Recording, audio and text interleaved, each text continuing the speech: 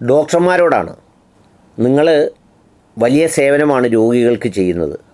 ഈ പറയുന്ന രോഗം ബാധിക്കുന്ന ആൾ നിങ്ങളുടെ മുന്നിലെത്തുന്നത് ജീവിതത്തിൻ്റെ ഒരു പ്രതീക്ഷയുടെ അവസാന തുരുത്ത് തേടിയാണ്. അങ്ങനെ വരുമ്പോൾ നിങ്ങൾ ഒരു സ്വാഭാവിക മനുഷ്യരെന്നുള്ള നിലയിൽ നിങ്ങളെപ്പോലെ അതേ വികാരങ്ങളുള്ളവരാണ് നിങ്ങളുടെ മുന്നിലേക്ക് വരുന്നത് എന്നൊരു വിചാരം ഉണ്ടാകേണ്ടത് വളരെ അത്യാവശ്യമുള്ള കാര്യമാണ്. ഞാനിത് പറയുമ്പോൾ വിചാരിക്കും ഇത് ഒറ്റപ്പെട്ടതാണെന്ന്. നിരവധിയായ ഡോക്ടർമാരുടെ ഇപ്പോഴത്തെ ഒരു പ്രധാനപ്പെട്ട അഭ്യാസം, ഏതെങ്കിലും ഒരു രോഗി ഒരു അസുഖവുമായി വരുമ്പോൾ ബൈസ്റ്റാൻഡറോടൊപ്പം ആയിരിക്കും വരുന്നത്. നേരത്തെയൊക്കെ ആണെങ്കിൽ എന്തെങ്കിലും പറഞ്ഞ് ഒന്നെങ്കിൽ രോഗിയെ പറഞ്ഞ് അവിടെ പരിശോധിക്കാനോ വല്ലോ അപ്പുറത്തെ ടേബിളിൽ വിട്ടിട്ട് ഡോക്ടറുടെ മുറിയിലിരുത്തി വരുന്ന ആളുകളോട് ഈ അസുഖത്തെക്കുറിച്ച് സംസാരിക്കലാണ് പതിവ്. എന്നാൽ ഇപ്പോൾ ഈ വന്നിരിക്കുന്ന ആളിനെ കൂടി നിർത്തിക്കൊണ്ടാണ് നിങ്ങൾ ഈ കാര്യം പറയുന്നത്. അതിന് പറയുന്നതിന് നിങ്ങൾക്ക് നിങ്ങളുടേതായ സയൻസൊക്കെ കാണാൻ, രോഗി അറിയണം, രോഗി മാനസികമായി തയ്യാറെടുക്കണമെന്നൊക്കെ, അതൊക്കെ അവർ അറിഞ്ഞോളും.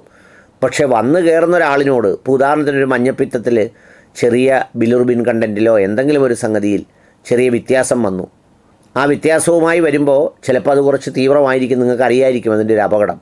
ഈ വന്നിരിക്കുന്ന ആളിനോട് ലിവർ മാറ്റി വെക്കണം, പെട്ടെന്ന് തന്നെ തയ്യാറായിക്കോ, ലിവർ മാറ്റി വെക്കാൻ റെഡി ആയിക്കോ എന്ന് പറഞ്ഞിട്ട് നിങ്ങൾക്കിതിനോടൊരു ആത്മാർത്ഥതയില്ലാത്തതുകൊണ്ട് നിങ്ങളിത് പറഞ്ഞിട്ടങ്ങ് പോകും. അങ്ങനെ പറഞ്ഞ പലരും പിന്നീട് അങ്ങനെ മാറ്റി വെക്കേണ്ടാതെ തന്നെ റിക്കവറായി. അത് ദൈവത്തിൻ്റെ കൃപ, മരുന്നിൻ്റെ കണക്ക്, നിങ്ങളുടെ ചികിത്സ എല്ലാം സമ്മതിക്കുന്നു. പക്ഷേ അങ്ങനെ പറഞ്ഞിട്ട് നിങ്ങൾ സുഖമായി ഒരു വെള്ളിയാഴ്ച അങ്ങ് പോയിട്ട് തിങ്കളാഴ്ച വരുന്നത് വരെ രോഗിയുടെ ബൈസ്റ്റാൻഡറും രോഗിയുമൊക്കെ അനുഭവിക്കുന്നൊരു സമ്മർദ്ദമുണ്ട്. നിങ്ങൾക്ക് നിങ്ങളുടെ മുമ്പിലെത്തുന്നൊരു കേസ് മാത്രമാണിത്. അവർ യഥാർത്ഥത്തിൽ പിന്നീട് ഇതിന് മാറ്റി വെക്കുന്നതിനുള്ള 45 ലക്ഷം രൂപ ആരെ ലിവറിന് കണ്ടെത്തും, അങ്ങനെ ആയാൽ പിന്നെ തുടർ ചികിത്സ എങ്ങനെ നടത്തും, ഇതെല്ലാം അവർ ആലോചിക്കുകയാണ്. ചിലപ്പോൾ ചിലർ ഒരു കാര്യവുമില്ലാതെ ഹൃദയം പൊട്ടി മരിച്ചും പോവും, ചങ്ക് പൊട്ടി മരിച്ചും പോവും. അതുകൊണ്ടൊരു ചെറിയ ഔചിത്യം നിങ്ങൾ ഈ കാര്യത്തിൽ കാണിക്കണം. ആർക്കെങ്കിലും എന്തെങ്കിലും അസുഖം വരുമ്പോൾ അത് നിങ്ങൾ കൺഫേംഡ് ആക്കിയിട്ട് അങ്ങനെ പറയണോ എന്ന് വിചാരിച്ച് വേണം നിങ്ങൾ പറയാനായിട്ട്. അല്ലാതെ നിങ്ങളുടെ മുന്നിൽ എത്തിയിരിക്കുന്ന ഒരു മൃഗത്തെ കൈകാര്യം ചെയ്യുന്ന പോലെ മനുഷ്യനെ കൈകാര്യം ചെയ്യരുത്. അത് ചിലപ്പോൾ നിങ്ങൾക്ക് ആകെ വേണ്ടത് എന്താണെന്നറിയോ, കുറച്ച് സമയം അധികം വേണ്ടി വരും. എന്ന് പറഞ്ഞാൽ ഇതുപോലെ നിങ്ങൾക്ക് മുന്നിൽ വരുന്നതിനെ പേപ്പറിലോട്ട് നോക്കിക്കൊണ്ട് ഇങ്ങനെ പേനയും എടുത്തിട്ട് ഇതിങ്ങനെ ഉണ്ട്, കിഡ്നി പോകാനുള്ള ചാൻസ് ഉണ്ട്, ചിലപ്പോൾ 2 കിഡ്നി ഒന്ന് മാറി വെക്കേണ്ടി വരും എന്ന് എഴുതി അങ്ങ് വിട്ടാൽ മതി.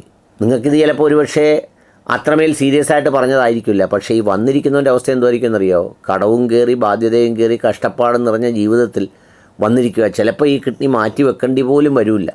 ഒരാഴ്ച കൊണ്ട് സംഗതി റിക്കവറായ ആളങ്ങ് റെഡിയാവും.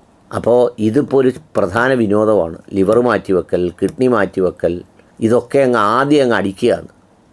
അപ്പോൾ അതിലൊരു മര്യാദ കാണിക്കണം. അതുപോലെ തന്നെ യൂട്രസിൽ എന്തെങ്കിലും മുഴ, ഫൈബ്രോയിഡ് ഇതൊക്കെ വന്നാൽ ടെസ്റ്റ് കഴിയുമ്പോൾ ചിലപ്പോൾ അത് അപകടമുള്ളതാണെങ്കിൽ അപകടമുള്ളതാണ് എന്ന് പറയുന്നൊരു പ്രോസസ്സിനൊരു സംഗതി ഉണ്ടല്ലോ.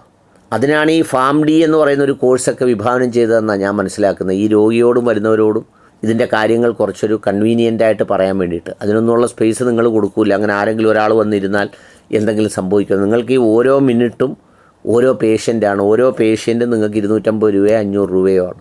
അപ്പോൾ അതുകൊണ്ട് അങ്ങനെ ആകരുത്. നിങ്ങളെപ്പോലെ തന്നെ ആകാം. നിങ്ങൾക്കൊരു സുപ്രഭാതത്തിൽ ഇതുപോലൊരു സംഗതി കേട്ടാൽ എന്ത് തോന്നും? നിങ്ങൾ മരിക്കാൻ പോകാമെന്ന് അറിഞ്ഞാൽ എന്ത് സംഭവിക്കും?